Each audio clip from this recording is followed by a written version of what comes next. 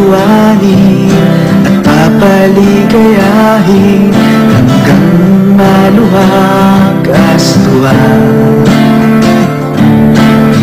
Dahil lahat ng nararamdaman mo ay nadarama ko rin.